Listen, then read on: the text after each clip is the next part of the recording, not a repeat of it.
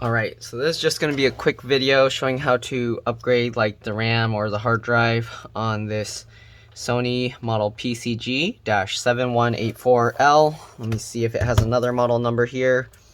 Okay, so the other model number here is VGN-NW240F.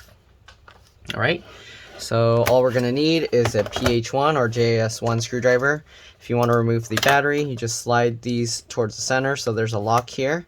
Alright, but you're going to slide the lock one towards the center, and then slide this spring-loaded one also towards the center. Once you do that, you can lift the battery out, just like this. You'll want to check yours, but they have this battery model number here, VGP-BPS13B, and then /Q. I don't know if you need that model, but anyways, there we go. Alright, so now we're going to just check what's underneath these doors. The customer just wanted me to get the data off of it for them, so I'm not going to do a complete disassembly. We're just going to pull the hard drives out. So here you can see the 2 sticks of RAM. Just you saw how I took the cover out. Just pull these 2 tabs to the side like this, and you can pull the stick of RAM out. So this is DDR2-800S, 2 gigs. So you can put whatever size RAM you want as long as it's DDR2-800S.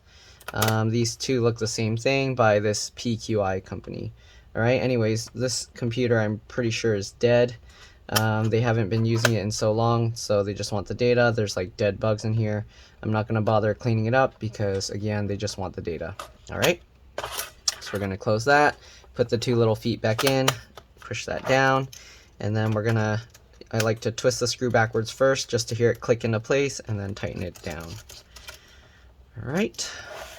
Now we're going to take out the hard drive here. There's 2 screws holding it into place. You don't want to mix up the screws with all the other places. There was only one, but there's supposed to be 2 screws here. Once you remove both screws, you can slide this cover down slightly, and then you can pull it out. Then there's 2 more screws holding the hard drive into this bracket here. I don't know if the customer wants me to leave the hard drive out. I think they might want to, because I think they said they wanted to destroy them afterwards. So anyways, we'll remove the 2 screws there. And then you can use this plastic pull tab to pull the hard drive back. If that doesn't work, sometimes it doesn't, you can kind of use a screwdriver here in like these little holes here. I have to use this, but you want to be careful not to stab into the hard drive, but you can use that to help you pull that. Alright, sometimes this plastic tab breaks off, and then that's required. Alright, now we can remove the 4 screws from this bracket or the caddy, and then we can basically remove the hard drive that way. If you want, you can upgrade this to an SSD if you're even still using this computer. So old, I don't think anyone's going to be using it, but if you want, you can upgrade it to an SSD. It's a 2.5-inch SATA drive. Okay, alright, so we're just going to remove those. Okay, and yeah, you can use any 2.5-inch SATA hard drive in here, so SSDs or other spinning drives if you want. There are some that are super thick, so make sure if you're getting like a spinning drive, I don't think you can fit like one of those 4 terabytes. They're probably too thick. But anyways, there you go. We got that out. Okay, and then again, to put that back, if you're gonna put it back, you have to make sure it's slid back this way and then slide it forward to latch it in. Alright, so we're just going to leave that hard drive out there. I'm going to put back these screws. We're going to leave the hard drive screws out because we're not putting the hard drive back in. Okay. And then we're going to go ahead and put the battery back as well. So once you get all of that back in, take the cover, put it down here slightly, and then slide it up. Alright, get the screws that were here. There should be 2, but again, there was only 1 here.